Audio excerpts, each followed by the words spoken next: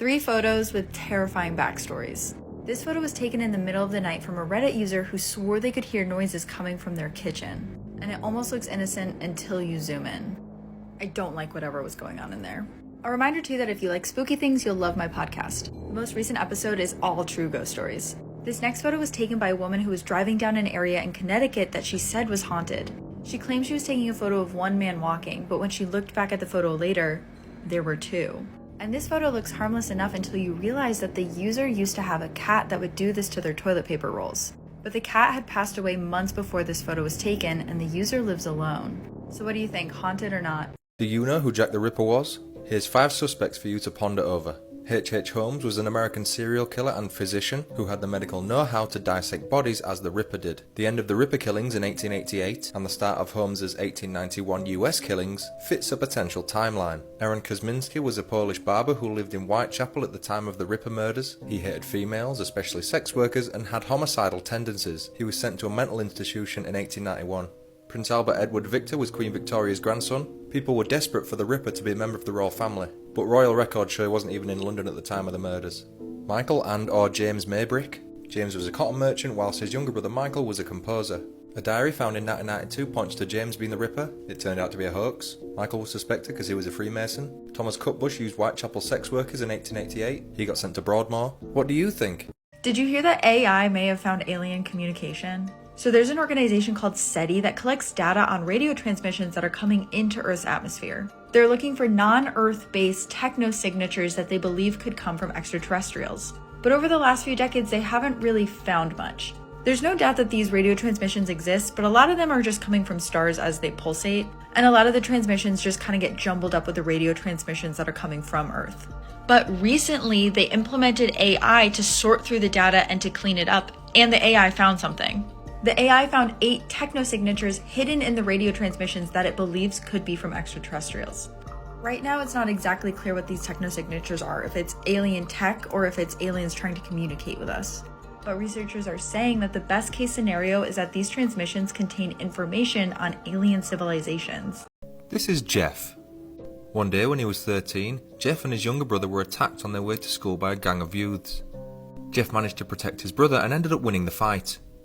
The bullies were knocked out and left on the street after having their hands and arms broken by Jeff. Rather than being grateful, Jeff's brother instead decided to take credit for beating up the gang. He was then arrested, leaving Jeff bewildered and frustrated. A few days later, Jeff was attacked by the same gang seeking revenge. This time, rather than simply injuring the bullies, Jeff killed them all. In the struggle though, Jeff was covered in bleach and set on fire. Whilst at the hospital, Jeff went insane. He ended up cutting his face into a permanent smile, and burned off his own eyelids in order to remain permanently awake. Jeff then killed both of his parents and his brother. He whispered, "Go to sleep," before he ended their lives. Jeff then became a serial killer who targeted people who refused to go to sleep. He eventually changed his name to Jeff the Killer. Creepy last words people said right before dying. A 20-year-old gang member was dying of primary liver cancer. In his last days, hours, and moments, he was angry. The family called the hospice nurse into the room and told her that they thought he was going. He wasn't responding, his eyes were glossy, his skin was cold, the end was imminent. His lovely mother whispered to him to go towards the light, to her Jesus. He opened his eyes, looked at her, and said, "F your Jesus." A second or two later, he slowly turned his head to the left and got the most horrific look on his face, as if he was looking at something that they couldn't see. And horrified, his face contorted, and he screamed with his last breath, eyes wide, "Oh sh! Oh sh! Oh no!" Then he made a guttural noise and promptly fell back into the bed and died. Every family member was shaking and too frightened to speak. The hospice nurse left the room and took 2 days off. She said she doesn't care if she never finds out what he saw. This is why you shouldn't mess around with Ouija boards. One of my TikTok followers said that when she was a freshman in high school, her and her friends bought a Ouija board. Now, she said that she knew as a Catholic she shouldn't be playing with one, as the Catholic Church considers it a form of divination that can open up doorways to demonic spirits. One night, she and her 3 friends, 2 girls and 1 guy, were sitting in her driveway and they began playing with it and asking it questions. One of them asked if someone was going to die, and the Ouija board answered yes. Then, all of the sudden, sudden, the whole Ouija board levitated and flew about 24 feet into the middle of the street. She and her friends panicked and screamed. Her guy friend then picked up the Ouija board and threw it away. Following this incident, creepy stuff started to happen around her house. She would hear unexplainable crying, footsteps, and disembodied voices. Then, shockingly, about 2 weeks after the Ouija board incident, her guy friend, who had picked up the Ouija board and thrown it away after it flew to the middle of the street, died in a car accident. These are scary games to play in real life, part 4.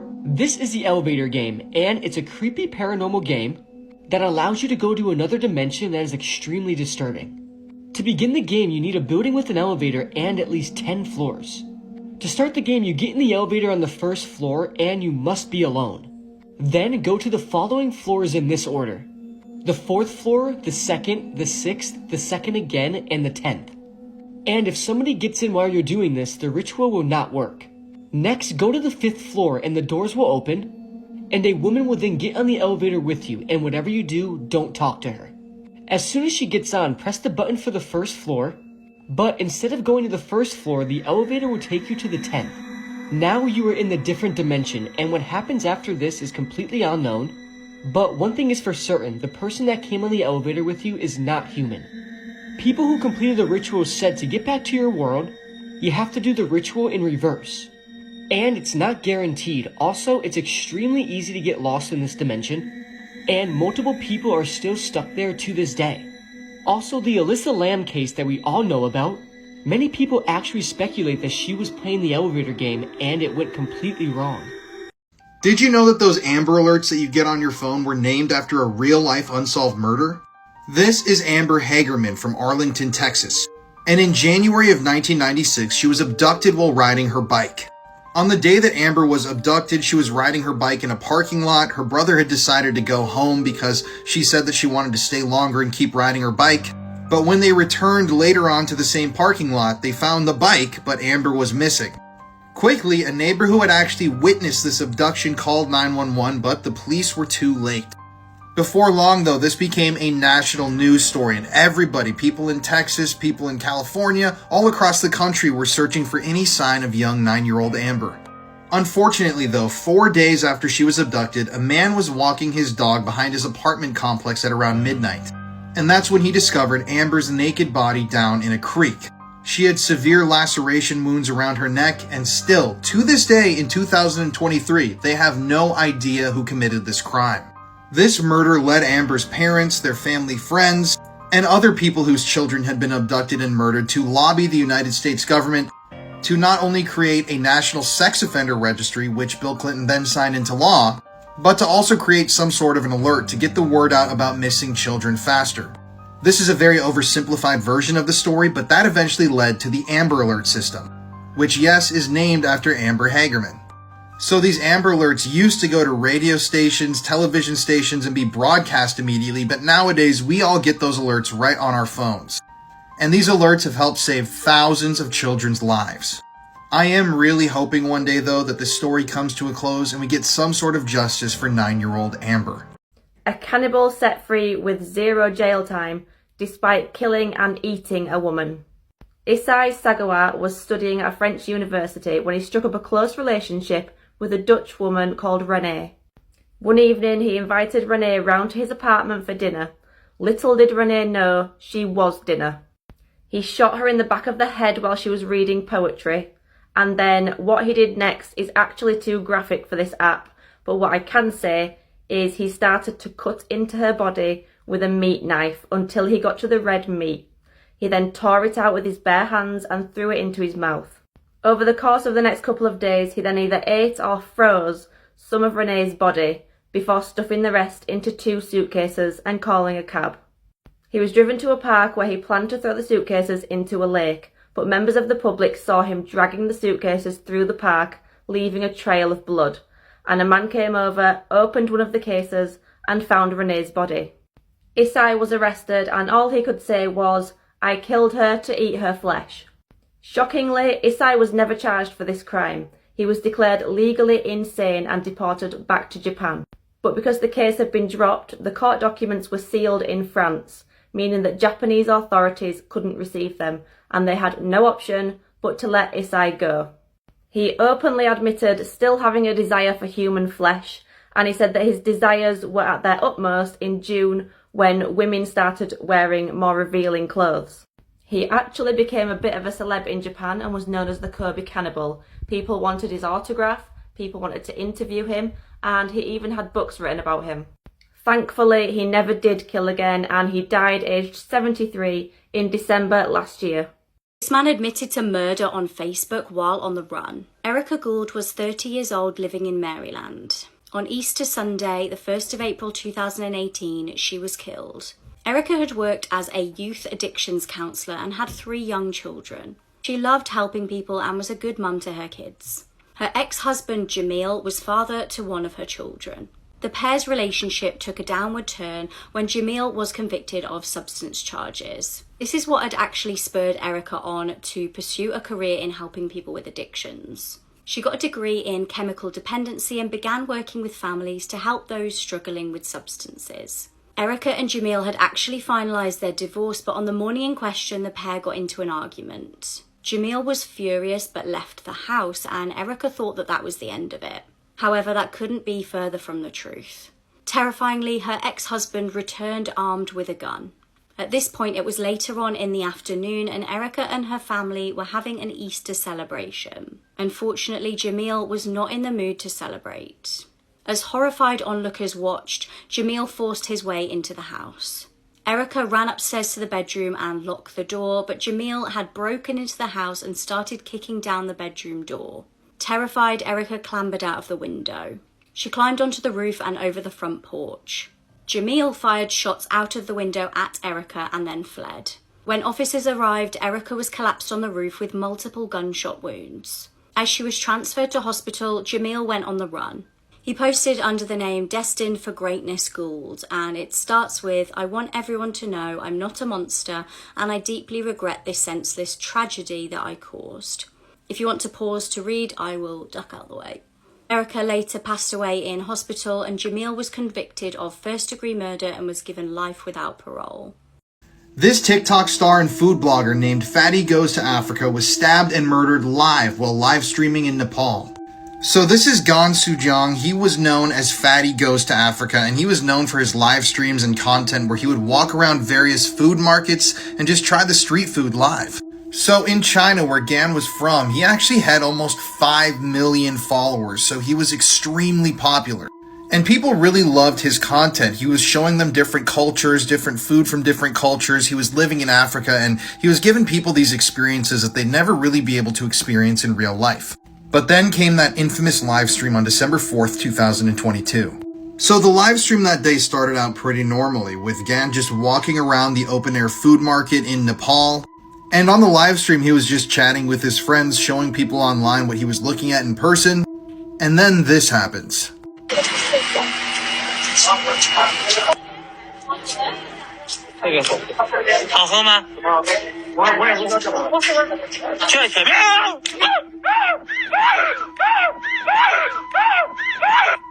In the video, Gan is just walking around when all of a sudden attackers approach him from behind and begin rapidly stabbing him in the abdomen. Now, there were more photos and video that emerged from this crime, which showed Gan actually sitting in the street covered in blood, holding his stomach, but I'm not going to post them here. They're very graphic and it's really disturbing. But who possibly would have wanted this food blogger dead? Well, the guy who allegedly carried out this stabbing was a man named Feng Zhengyang. This is him right here, and he was actually a rival internet celebrity. So there was allegedly some bad blood between Feng and Gan, and this bad blood escalated, this conflict escalated into the stabbing. The story of Feng and his interactions with Gan are actually pretty crazy, but it's long. If you want to find out the whole story behind all of this, you can go on YouTube and watch a full-length video. But yeah, Gan will always be remembered for his lighthearted content, his love for food, and his love for the world, and it's just so unfortunate that he had to die in such a terrible way. This innocent school teacher got brutally murdered on camera. The video that I'm about to explain to you is about a minute long and apparently was released in 2020. There is little to no backstory about this video, but it is believed that the victim in the video is a school teacher, and the murder was most likely committed because of ethnic hatred or extreme politics. As the video begins, you see a woman wearing a pink shirt and a green dress, and is blindfolded kneeling on the floor with her hands tied behind her back. The video is shot at night in some secluded area and you hear crickets chirping, which makes this even more eerie. 3 men carrying knives then surround the woman and the one man pulls her head back by her hair. As they all press her aggressively, she begins to whimper and beg for her life. But the man behind her who is grabbing her hair then places a small knife under her neck and begins to cut back and forth. The poor victim struggles before letting out an ear-piercing scream which literally echoes through the night. She tries to tuck her chin down to her chest to protect her throat, but another man then begins stabbing her in the stomach with a knife, and again the victim lets out an echoing scream as she rolls over trying to protect herself. But the men overpower her and roll her back over as the one man continues cutting her throat, as the other is disturbingly stabbing her stomach and chest. The poor victim continuously screams until the man cutting her throat cuts deep enough to sever her vocal cords. The screams then suddenly stop, but she is still moving and struggling. And after some more stabbing, she stops moving. 2 other men then enter the screen, and the man who is stabbing her then places the tip of the blade into her chest, lining it up perfectly with her heart. He then takes his palm and begins hammering the knife into the victim's heart. He then hands the knife to another man who does the same exact thing, all while the other man is still slicing her throat. And at this point we could assume that the poor victim is indeed dead, and the video then concludes. I recommend nobody go searching for this video ever because it seriously is one of the most disturbing things I've ever watched. I really hope these killers get what they deserve because this is absolutely sickening. I feel so awful for this poor girl, and may she rest in peace. This young woman went missing. Her sisters took the investigation into their own hands.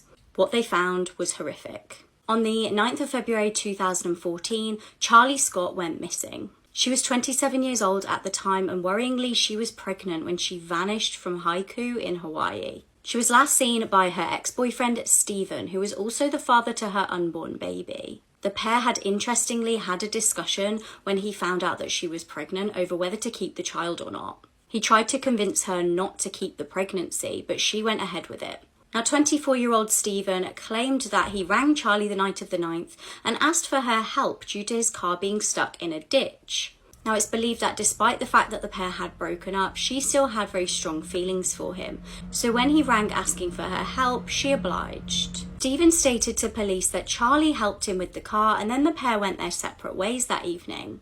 He stated he did not know where she'd gone after that. It was Charlie's family that ended up becoming worried the following day after not being able to get hold of her. Knowing she was pregnant and potentially in danger, they obviously reported her missing. On February the 11th, there was still no signs of the missing girl, so her sisters decided to take matters into their own hands. They went to the place where Stephen said that his car had got stuck. After scouring the area for potential clues, unfortunately they found nothing. It was then that they bumped into Stephen on a dirt road not far away. Suspiciously, he tried to deter Charlie's sisters from looking in the area that he was in. He said that they didn't need to as he'd already checked that area. The next evening, Charlie's friends made a worrying discovery. They found her car and it had been set on fire. On February the 13th, another horrendous find. Charlie's sister came across some of Charlie's blood-stained clothing, and interestingly, it was just off the road where Stephen had previously said that he'd searched. This led to a huge search of the area by police. Tragically, a jawbone was found, and forensics confirmed that this was Charlie's. Suddenly, police had a homicide investigation on their hands. Stephen was arrested for murder and arson in July. Friends and family of Charlie noticed some strange red flags in the pair's relationship. Prior to their breakup, Stephen and Charlie had actually been living together for 2 years, but he seemed to want to hide their relationship. He'd actually been known to tell people that the pair were just roommates. He would also really not like to have his photo taken with her. Prosecutors claimed that the pregnancy was the motive for the murder. They believed that Stephen did not want to be a dad and also did not want to be tied to Charlie. In 2016, Stephen was found guilty of second-degree murder and arson. He was sentenced to life in prison without the possibility of parole. Born addicted to crack cocaine, little Elisa Izquierdo didn't stand a chance with a mother like hers. Elisa was born in 1989 in Brooklyn, New York to parents Awilda Lopez and Gustavo Izquierdo. Throughout her pregnancy with Elisa, Awilda was abusing crack cocaine, meaning when Elisa was born, she actually had to be weaned off the drugs as she was addicted. Gustavo ended his relationship with Awilda when he realised what she was doing, and he vowed to get custody of Elisa. She actually had 2 children from a previous relationship that she'd lost custody of due to her drug abuse, and they were being raised by family members. When Elisa was born, Gustavo actually managed to win custody, and his world revolved around his daughter. He started taking parenting classes, and he enrolled Elisa in a preschool in 1990. Unfortunately, his health started to decline and he could no longer afford the tuition fees, but she was a promising student, and the principal of the school decided to introduce her to one of the patrons of the school. This was Prince Michael of Greece, and he actually offered to pay for Elisa's tuition fees right up until 12th grade. During her first year of preschool, it came to Gustavo's attention that Awilda had actually beaten her addiction, secured permanent accommodation, got married and become pregnant with her 4th child. She'd also regained custody of her 2 older children. When Elisa was just 2, Awilda applied for visitation rights, and she won, meaning that Elisa would go and stay with her unsupervised every other weekend. Shortly after these visits started, Gustavo and also teachers at Elisa's school started to notice bruises. She also began bedwetting and started having regular nightmares. She also told her father at one point that her mother had beaten her and locked her in a closet. Gustavo tried to get Awilda's visitation rights revoked, but it was denied, saying that as long as she didn't beat her daughter, the visitation could continue. In 1993, Gustavo decided to come up with a plan to get Elisa away from her mother permanently. He was from Cuba and still had family there, so he decided to buy tickets for him and Elisa and take her where her mother couldn't hurt her anymore. The tickets were booked for May 26, 1994, but shortly before that, Gustavo started to experience breathing difficulties. He was admitted to hospital and diagnosed with lung cancer. He then sadly died on the exact day he planned to take Elisa to Cuba. On hearing about Gustavo's death, Awilda decided to apply for full custody of her daughter. Due to the previous abuse of Elisa, there were multiple objections to the court from Gustavo's family and also Prince Michael of Greece. Despite that, Awilda was awarded full custody of Elisa.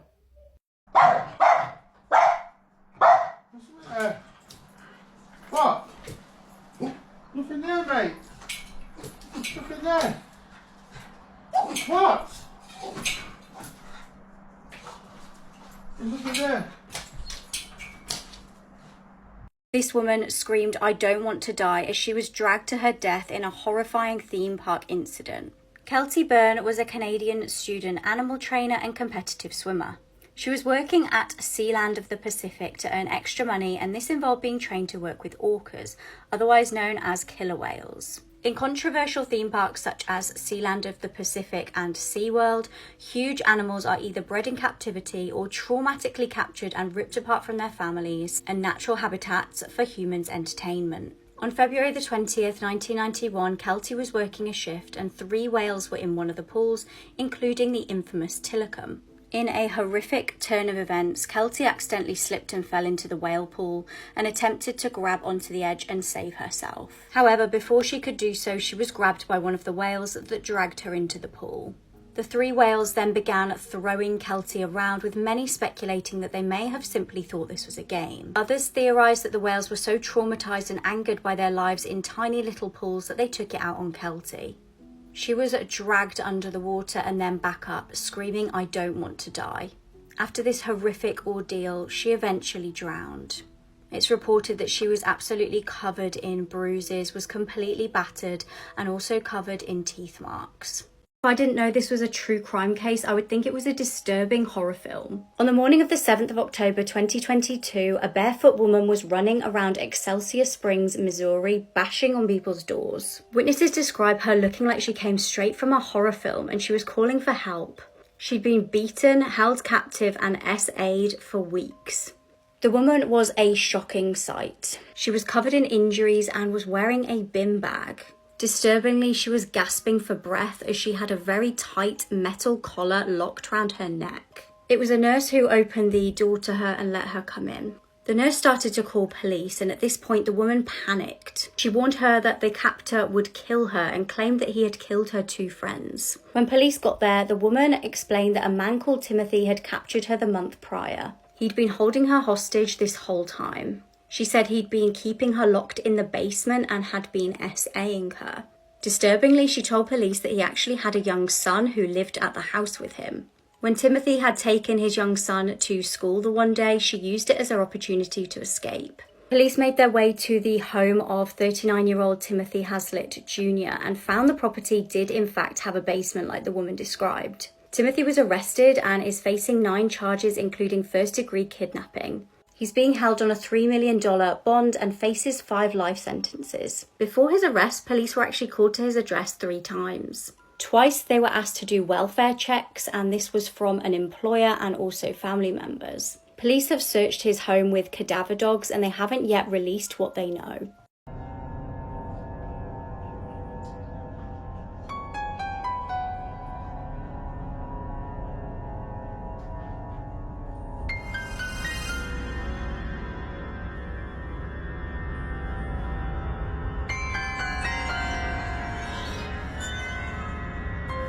This is one of the most disgusting and evil cases I've heard of recently. On the 7th of December 2017, teacher Thelma Boinville was desperately trying to make some extra money. She was doing a cleaning job to earn extra money for her family, and the job suited her as her 8-year-old could come along and play while she worked. This was really handy as it meant she didn't have to fork out for childcare. She set out cleaning some holiday homes on the day in question and her daughter waited in the car. The spot was a lovely scenic place called Kelky Beach. However, instead of walking in on a normal holiday rental to clean, she walked into a nightmare. Stephen Brown and his girlfriend Hayley Dangerand were in the middle of robbing the place. They were scouring through drawers and wardrobes, hunting for valuables to steal. With Thelma walking in, their plan had been foiled. They decided they needed to dispose of their only witness. The evil pair tied up the mother, whose daughter waited unsuspectingly in the car outside. They used a machete, a knife, and a hammer to murder the innocent woman. But the horror was far from over. They exited the holiday home and came across Thelma's young daughter waiting in the car. They callously told the young girl, "We killed your mum," and then bound her up and gagged her. Sickeningly, they then took the 8-year-old into the home where they'd killed her mum and left her there tied up. The 2 Australian tourists who were renting the holiday home then came back and found the crime scene. The 2 killers were tracked down hours later in Thelma's car, which they'd stolen and driven off in. Hayley was actually wearing her victim's earrings at the time. They actually begged for the officers to just shoot them and end their lives, but they wouldn't get away that easily. Thelma's husband Kevin wasn't actually allowed to see his wife's body due to the extent of her injuries. The autopsy revealed that she'd fought for her life, with many defensive wounds indicating a struggle. Since the murder, Stephen and Hayley have both tried to blame each other. Stephen was found guilty of second-degree murder and apparently showed no emotion as the verdict was read out. Hayley is currently awaiting trial. The family of this missing girl found out via the media that she'd been murdered, butchered, and sold as kebab meat. This case will put you off ever eating a kebab again. Charlene Downs disappeared aged just 14 years old in November 2003. She was living in Blackpool, UK, and was last seen in an area containing many kebab shops and takeaways. While out with her friends one night, Charlene bumped into her mum. Her mum said that Charlene needed to be home by 10 p.m. that night, which was quite typical for Charlene. Tragically, this would be the last time that her mum would ever see Charlene alive. When Charlene didn't turn up by 10 p.m, her dad went out on his bike looking for her for around half an hour. When he couldn't find her, he just presumed that she'd stayed over at her friend's house and went home and went to sleep. When she still didn't arrive the next morning, her parents started to get worried and they called police. Police, however, said that they could not report this as a missing person until she'd been missing for 48 hours. Eventually, police did start to look for her, but they said that they presumed she was a runaway. The case went cold until 3 years later. Charlene's family were called into a police station. There was news of 2 men who had been arrested, linked with a local takeaway called Funny Boys. They were arrested on suspicion of murder and disposal of Charlene. This is when the family found out some shocking news via the media about what had happened to Charlene. An article published stated that she had been grinded up and sold as kebab meat. One of the brothers of the men who had been arrested had heard them bragging about doing this. Now, Charlene's disappearance actually unearthed the fact that these takeaways were being used as a front for P rings, where men were luring teenagers in with food and alcohol in exchange for things I cannot repeat on this app. When the case against these two men went to trial, the jury failed to reach a verdict. The case was then thrown out of court due to apparent lack of physical evidence. One of the reasons for this is how well Charlene's body had obviously been disposed of. Both men who had been charged were given £250,000 compensation for being falsely trialled. Around a week after the trial, Charlene's mum was actually arrested for stabbing her husband. He declined to press charges, saying that he knew she had been stressed. Members of the family were also charged with racially aggravated assault against the brother of the man who'd been charged with murder, and also punching the man who'd been charged with helping dispose of her body. In August 2017, police arrested a 51-year-old man who lived in Blackpool at the time of Charlene's disappearance. This was on suspicion of murdering her, however, he was released just 2 days later. We still have no justice for Charlene, and nobody is behind bars for her killing.